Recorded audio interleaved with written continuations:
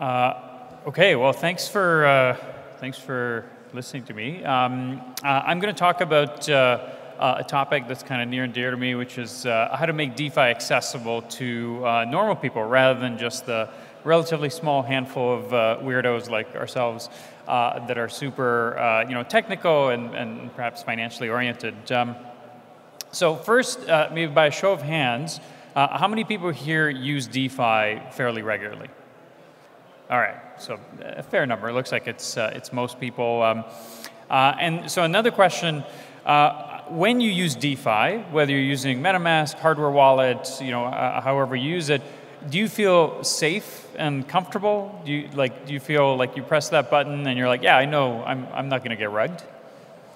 Wow, almost nobody. All right, yeah, and that's typical. I mean, that's how I feel every time I use any kind of DeFi app. I click the random hex transaction that shows up on the wallet, and hope I don't get rugged. I mean, if you're putting thousands of dollars in, maybe it's not the end of the world, but can you imagine the stress of deploying millions of dollars or hundreds of millions of dollars by clicking buttons that way? Suffice it to say, DeFi is not a very comfortable place for normal people. When even fairly technical people like ourselves don't really feel safe and comfortable using it. So what I'm going to do is, first of all, walk through a 100% real conversation and interaction I had in trying to help somebody onboard onto DeFi, onboard onto crypto. So what happened recently is, I was talking to a friend who is a fellow startup founder about all the great things that EtherFi is doing with liquid staking and all the degen stuff that you can do in crypto with the various investment strategies, loosely speaking, that are available out there. And and this is a pretty sophisticated person. So he's about my age, so not super old. He ran a software company. He sold it, made tens of millions of dollars. So this is a pretty smart, sophisticated person. He's a developer. He spends most of his time coding. This is probably outside of the category of a normal person. But even with this person, the journey that I went through with him, trying to get him to deploy capital into EtherFi, I think was very illustrative of the challenge that a normal person would have in trying to participate in this ecosystem. So I'm going to walk you through what that looked like. Hopefully that's not too small. So step one. So he's excited. He says, all right, I want to deploy a bunch of capital. Step one, he has to take his fiat and convert it into crypto. So the only feasible way to do that is to get it onto an exchange. So step one, he sends it to Kraken. And this isn't a single Kraken out. Frankly, it's probably one of the better ones. But he sends it to Kraken. A week later, nothing. The funds haven't showed up. He emails them, no response. Doesn't know what's going on. So he sends me a message being like, hey, did I just get rugged for $5,000? Is this the crypto experience? So he naturally what he does is he looks at another exchange. He's Canadian, so Wealthsimple is a famous Canadian thing that people use. So he says, all right, I'm going to try another one. So he goes to Wealthsimple and tries to buy ETH there. Thankfully, he's able to get his money into that exchange more easily. But as soon as he does that, he says, okay, well, once I get it into Wealthsimple, how do I get it into MetaMask? What's the process of actually, connecting MetaMask to this hardware wallet, which I told him that he ought to use. So he starts, trying to figure out that whole process. At which point he realizes that with Wealthsimple, they charge a 2% transaction fee, which was not, obviously advertised when he signed up on it. So he realized, all right, if he wants to deploy $50,000 or $100,000, it kind of becomes ridiculously expensive. It's not really practical for him to deploy more capital. So now he's like, all right, well, probably I can't use Wealthsimple anymore because it's not really feasible for large amounts of money. So after then going back to Kraken, getting on the phone, trying to figure out what was going on, finally the money showed up. only to realize that now he's been charged 150 bucks transaction fees, wires, fees, whatever random bullshit fees are attached to trying to send money somewhere. So even before getting into crypto, he's been, hacked and slashed by random fees and money getting delayed, and even trying to connect into this, this DeFi ecosystem. That alone, for most normal people, would be enough to kind of stop them from continuing. So great. Now he's figured out he's got his crypto. He purchased his ETH.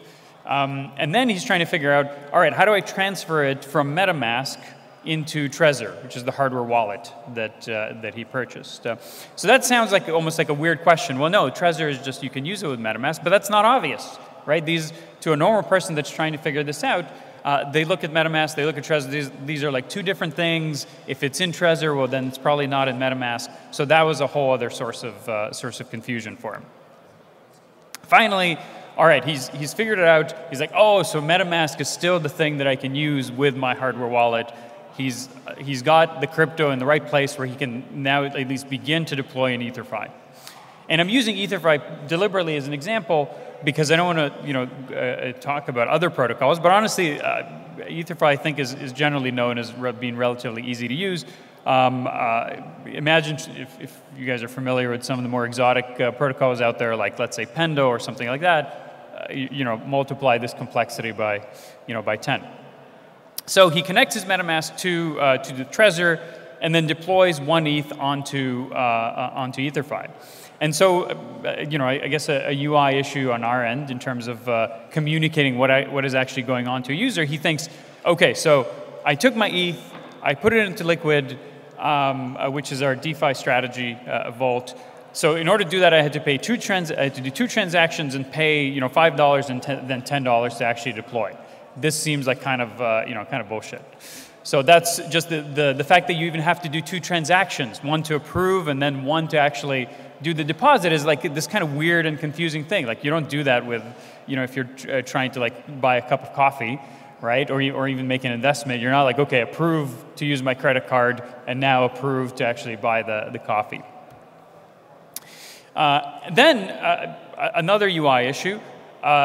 He deployed into this Liquid DeFi strategy vault, and so he's like, oh, but it's not staked anymore because I took it from staking and I put it into Liquid, so it's not obvious to him that it's actually staked. So I'm explaining to him, no, it's still staked. Don't worry about it.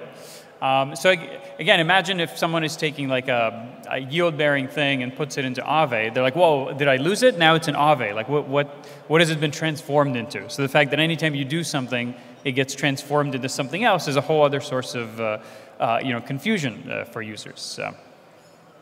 Okay, so now, great. He's invested $5,000. He's looking to deploy more real capital. How do you track performance? Like you deploy the capital, how do you actually figure out, like, is this thing working? Is it doing what it's supposed to be doing? It's like, yeah, good question. How do you track performance? You make a spreadsheet and you like manually copy down the numbers every day, and then you sort of make a graph of it. That's how you track performance for the most part. So I told him, okay, look at DBank. DBank is a good source to figure out what your stuff is worth. But then he's like, all right, well, that tells me what it's worth, but like, how much did I earn? Because like I have to, he's in Canada, so he has to pay taxes. So how do I report this stuff? Like, is it income? Is it capital gains? Like, what do I send to the CRA? How do I explain a DeFi strategy vault to the CRA and what source of income that is? So all of these steps, if you think about the amount of context that a person needs to have, a normal person, in order to go through this sequence of steps of onboarding to crypto, putting it into some sort of wallet thing, deploying it into a DeFi app, and then tracking what's going on with it, there's probably a sequence of 5 or 10 different steps, each one of which requires a tremendous amount of context that most normal people justifiably are never going to get, because it's not worth it, it's too complicated. It needs to be a lot simpler. And so EtherFi is started off as a liquid staking protocol, and that was the beginning of what we were trying to do. Our ultimate goal is to create a suite of apps that make it easy for people, for normal people, to use DeFi. because DeFi, as it stands, is pretty much incomprehensible to normal people. So what does a normal person need to be able to do in their financial lives? For the most part, a person typically needs to be able to save their money. So they earn money from some sort of income or business activity. They need to be able to save it, they need to be able to invest it, and then they need to be able to spend it day to day. And so EtherFi's product roadmap, what we're actually aiming to do beyond just the liquid staking functionality that we started off with, is a suite of 3 products that serve those needs to save, invest, and spend capital. The first 2 products are Stake and Liquid, which we launched fairly recently, and then the third product is Cash that I'll talk about in a little bit.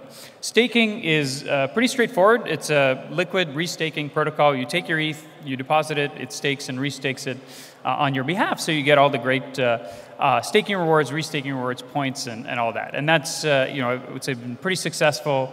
The $3.5 billion in AUM in TVL these days. EtherFi Liquid is a product that we launched about just over a month ago, which is an automated DeFi strategy vault, because as soon as you stake your ETH, the question becomes, well, great, what do I do with this? I have this liquid staking token. What can I do with it? Well, for most people, they're not willing to spend hours and hours researching 100 different DeFi protocols. What they want is an easy button that automatically deploys their capital in a non-custodial, transparent way, and so that's what Liquid is. It's a non-custodial DeFi strategy vault, and that also has been pretty successful. It's now the largest yield aggregator protocol in crypto. It's about I think 450 million in TVL and growing. And then the last product is EtherFi Cash, which connects these two and allows users to be able to actually spend their assets, their crypto assets, in real life.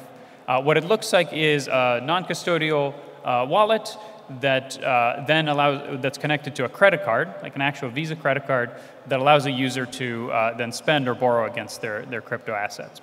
And the gimmick of this credit card is it's a card that pays off itself using your crypto yields.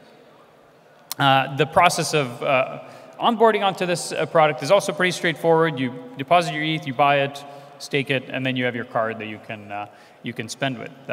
And so with this, we hope that we can now open up this world of DeFi to people that don't want to deal with complex financial instruments, but still want to benefit from the transparency, the simplicity, the higher yields and rewards that are available in DeFi and crypto.